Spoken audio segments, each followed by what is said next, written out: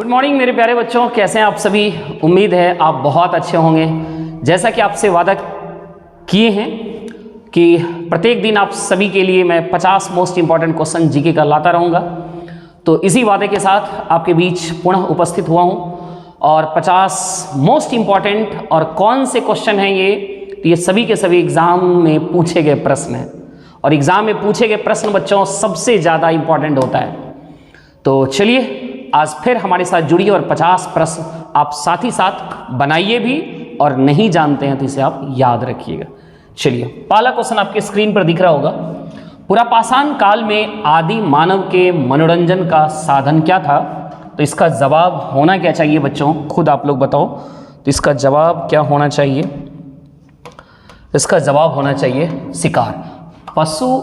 पुरापाषाण काल में आदि मानव के मनोरंजन का जो साधन था वो क्या था? शिकार था। राइट। चलिए अगला क्वेश्चन देखो क्या है। आज के सेशन का नेक्स्ट क्वेश्चन है आपका बच्चों, यही है ना? हाँ, दूसरा प्रश्न। नवपाषाण काल के लोगों द्वारा पाला गया प्रथम पशु कौन था? इसका उत्तर बताइए। नवपाषाण काल के लोगों द्वारा पाला गया प्रथम पशु क्या था? आप निश्चित रूप से इसका जवाब दे रहे होंगे कुत्ता, लेकिन आप गलत हो गए। इसका आंसर होगा भेड़। कुत्ता तब होता जब आपसे नवपाषाण की बात नहीं करता तो, है ना? निश्चित रूप से बच्चों सबसे पहले यदि किसी जानवर को पालतू बनाया गया लोगों के द्वारा तो वो कुत्ता था। लेकिन ये आपसे किस पीरियड का पूछ रहा है? इस क्वेश्चन में यही बारीकी है। ये नवपाषाण काल का पूछ रहा है, इसलिए इसका आंसर क्या होना चाहिए? भेड़ होना चाहिए। आप इस बात को याद रखिएगा। ऐसे सर्वप्रथम मानव ने कुत्ता को पालतू बनाया था, ये बात बिल्कुल सही है। लेकिन नवपाषाण में जब पूछ ले तो आप भेड़ याद रखेंगे। इस क्वेश्चन को बनाइए। सबसे पहले कौन सा हड़प्पा कालीन स्थल खोजा गया था? तो आपको याद होना चाहिए सबसे पहले जो खोजा गया था वो हड़प्पा। कौन सा? हड़प्पा। और हड़प्पा की खोज किसने किया था? दयाराम साहनी ने 1921 में। सही है ना? 1921 में किसने किया था? दयाराम साहनी ने। गुड। चलिए नेक्स्ट क्वेश्चन देखो बच्चों क्या है। सिंधु घाटी सभ्यता अनार्य सभ्यता थी, क्यों? तो इसके पीछे का क्या कारण है? 4 ऑप्शन है, इस चारों ऑप्शन में आप पढ़िए, समझिए। तो इसका जवाब होगा यह एक शहरी सभ्यता थी। ये कैसी सभ्यता थी? शहरी सभ्यता थी। यही इसकी खासियत भी थी सिंधु घाटी सभ्यता की। 5वां क्वेश्चन आपकी स्क्रीन पर आ रहा है और 5वां प्रश्न कहता क्या है बच्चों? देखो, हड़प्पा की सभ्यता निम्नलिखित से संबंधित है। तो हड़प्पा सभ्यता जो संबंधित है वो संबंधित है आपका कांस्य युग से। किससे संबंधित है? कांस्य युग से। इस बात को याद रखेंगे। चलिए अगला 6ठा नंबर प्रश्न आपकी स्क्रीन पर है। हड़प्पा संस्कृति की मुद्राओं एवं पक्की मिट्टी की कलाकृतियों में किस पशु का चित्रण नहीं किया गया है? तो जब भी नहीं वाला प्रश्न दे तो इससे पहले आपको याद रखना चाहिए कि कौन है। तो याद रखेंगे हाथी का चित्रांकन है, गेंडा का भी है, बाघ का भी है, लेकिन गाय का नहीं है। इस प्रश्न का आंसर होना चाहिए गाय। अगला क्वेश्चन देखो क्या कर रहा है। नेक्स्ट क्वेश्चन आपका 7वां आ रहा है। 7वां प्रश्न क्या कर रहा है? सिंधु घाटी सभ्यता के लोगों की मुद्रा यानी कॉइन्स में किस देवता की आकृति चित्रित थी? तो आपको पता होना चाहिए किसका? पशुपति का, है ना? पशुपति को लोग बहुत मानते थे, है ना? चलिए अगला 8वां प्रश्न क्या कर रहा है? सिंधु घाटी सभ्यता के लोग पूजा करते थे, तो पूजा किसका करते थे? तो वही चीज पशुपति की ही पूजा करते थे, है ना? चलिए अगला प्रश्न बच्चों देखो क्या है। और सारे के सारे आप देख रहे हो ना, सभी के सभी एग्जाम के पूछे गए प्रश्न हैं। सिंधु घाटी की सभ्यता और वैदिक सभ्यता में मुख्य अंतर क्या था? पहली नगरी थी जबकि दूसरी ग्रामीण। बिल्कुल ये बात सही है। सिंधु घाटी सभ्यता नगरी सभ्यता थी, आप जानते हैं, शहरी सभ्यता थी, जबकि वैदिक क्या थी? ग्रामीण थी। मोस्ट डिफरेंस कहा जाए तो दोनों में सबसे महत्वपूर्ण अंतर यही है। अगला देखा जाए, सिंधु घाटी सभ्यता की लिपि कैसी थी? सिंधु घाटी सभ्यता की लिपि कैसी थी? 4 ऑप्शन है, इस 4 ऑप्शन में आप सोचिए और बनाइए। तो इसका जवाब होगा बच्चों अभी तक सही पहचान नहीं हो पाई है। क्यों? क्योंकि सिंधु घाटी सभ्यता की जो लिपि थी वो चित्रात्मक लिपि थी, जिसे अभी तक पढ़ा नहीं गया है, इसलिए इसका आंसर हो जाएगा अभी तक सही पहचान नहीं हो पाई। अगला क्वेश्चन को देखो, 11 प्रश्न क्या करें? 11वां, मोहनजोदड़ो कहाँ स्थित है? तो मोहनजोदड़ो आपको पता होना चाहिए। मोहनजोदड़ो कहाँ स्थित है? तो सिंध में। कहाँ है? सिंध में। और सिंध कहाँ है? तो पाकिस्तान प्रांत में पड़ रहा है इसके डेट में, पाकिस्तान में। अगला नेक्स्ट क्वेश्चन आओ बच्चों, 12वां प्रश्न क्या कह रहा है? हड़प्पाकालीन सभ्यता का विशाल कोठार अनाज संग्रह करने का स्थान कहाँ मिला? तो निश्चित रूप से मोहनजोदड़ो में मिला। और मोहनजोदड़ो में ये सबसे बड़ा भी था, है ना, यही था सबसे बड़ा स्थल भी।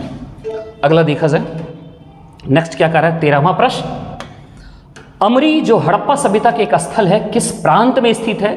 तो अमरी जो है बच्चों याद रखना वो सिंध प्रांत में। किस प्रांत में है? सिंध प्रांत। सिंध भी अभी कहाँ है? पाकिस्तान में है। अगला देखा जाए, सिंधु घाटी सभ्यता के अवशेष चिन्ह बतलाते हैं कि लोगों का मुख्य धंधा क्या था। लोगों का मुख्य धंधा क्या था? तो लोगों का मुख्य धंधा था बच्चों, याद रखना, वो था कृषि।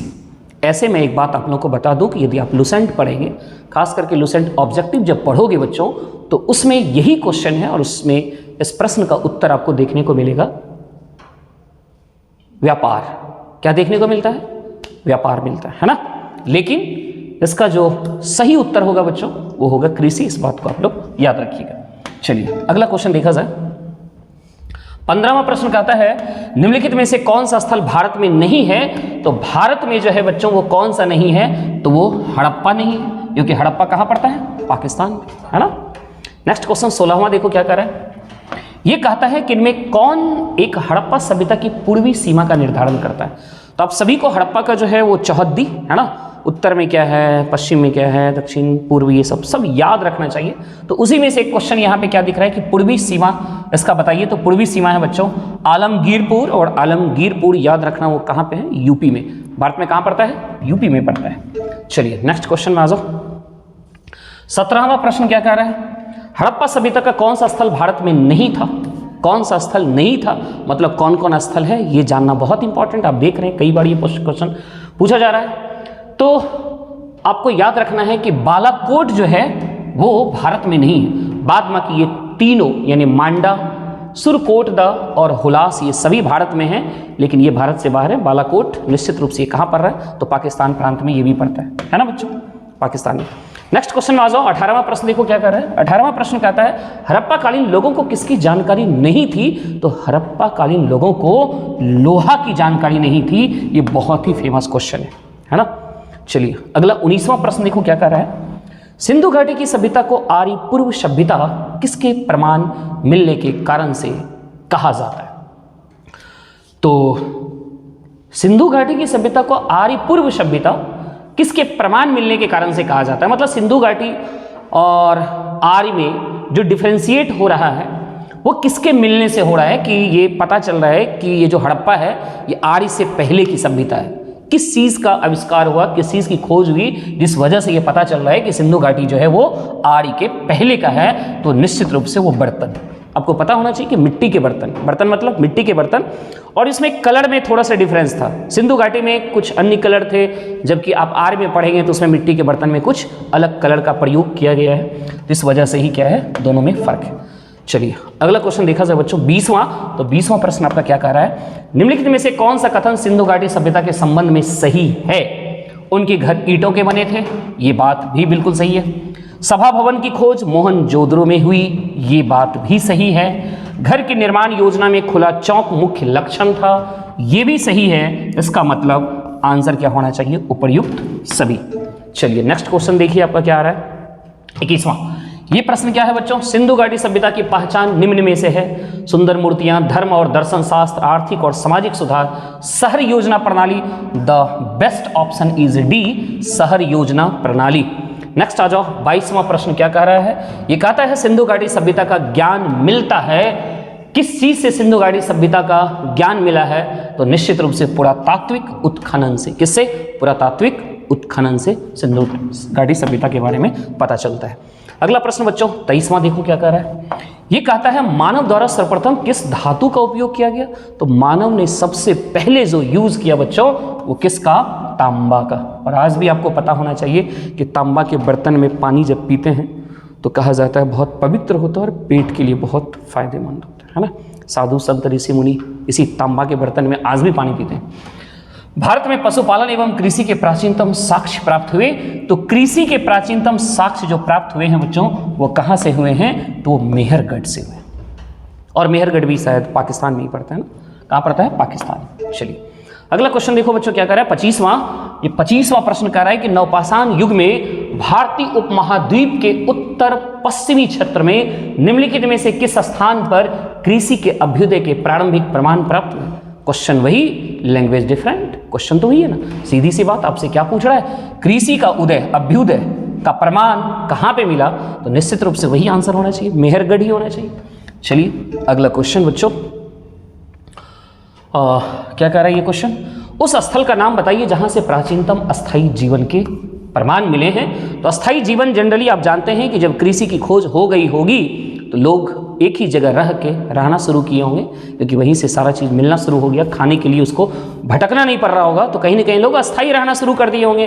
तो कृषि मेहरगढ़ से मिला था, तो मेहरगढ़ में ही लोग क्या करने लगे, अस्थायी जीवन बिताने लगे होंगे, है ना। चलिए को रिलेट करके शायद आप पढ़ेंगे तो शायद ज़्यादा याद भी रहेगा, ये तो इतने नाम है कि आप कन्फ्यूज्ड होते रहेंगे। निम्नलिखित में से किसको चाल कोथलिक युग भी कहा जाता है?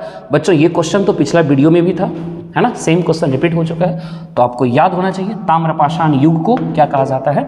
चालकोलिथिक युग।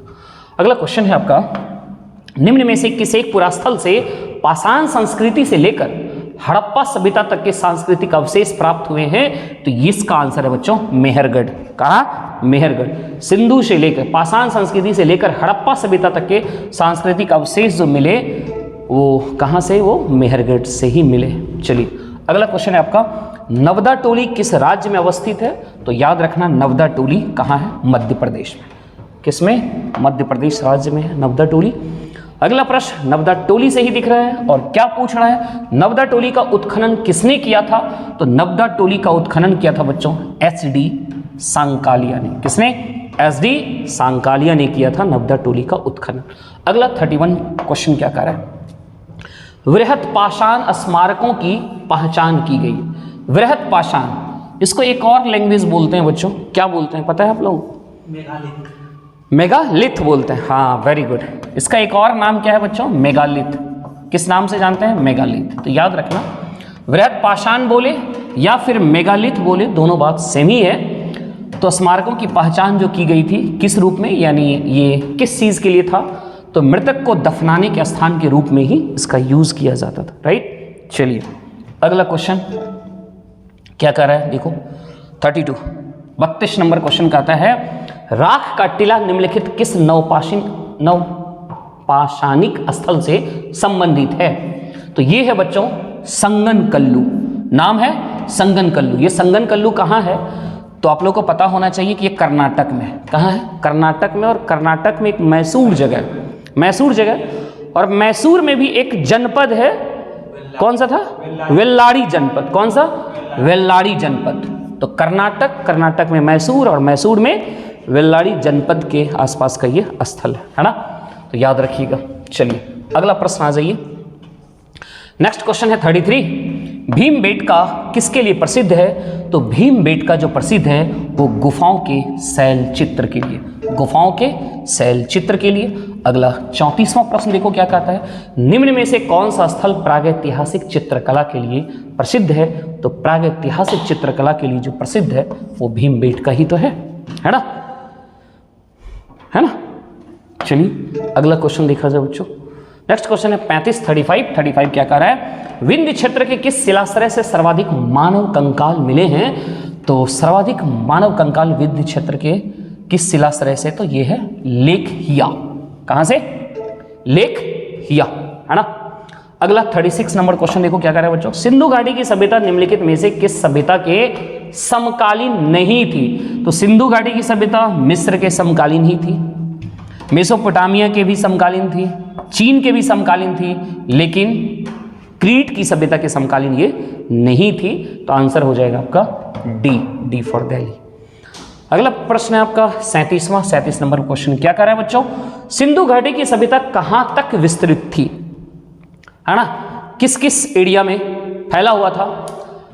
तो ये था डी नंबर ऑप्शन, यानी पंजाब, राजस्थान, गुजरात, उत्तर प्रदेश, हरियाणा, सिंधु और बलूचिस्तान। यहां तक सिंधु घाटी सभ्यता का फैलाव था, इसको आप लोग को याद रखना चाहिए। चलिए 38वां क्वेश्चन कह रहा है, पैमानों की खोज ने यह सिद्ध कर दिया है कि सिंधु घाटी के लोग माप और तौल से परिचित थे। यह खोज कहां पर हुई?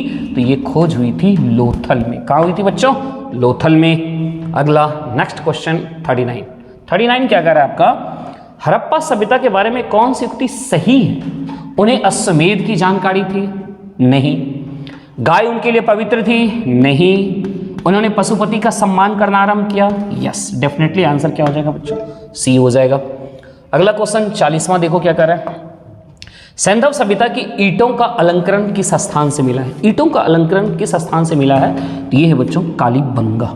कौन सा? कालीबंगा। कालीबंगा शायद हरियाणा में है। हरियाणा में। ओके। नाउ नेक्स्ट 41 क्या कर रहा है बच्चों, हड़प्पा में एक उन्नत जल प्रबंधन प्रणाली का पता चला। तो ये उन्नत जल प्रबंधन प्रणाली का पता जो चला है वो धौलावीरा से पता चला। कहाँ से? धौलावीरा। धौलावीरा कहाँ है? गुजरात में। धौलावीरा गुजरात में। Yes, good. नेक्स्ट आ जाइए। 42 नंबर प्रश्न क्या कर रहा है बच्चों, हड़प्पावासी लाजवर्द भवन निर्माण की सामग्री, लाजवर्द मतलब भवन निर्माण की सामग्री का आयात कहाँ से करते थे? तो वो लोग करते थे हिंदुकुश क्षेत्र के बदख्शां से। हिंदुकुश क्षेत्र के बदख्शां से, है ना।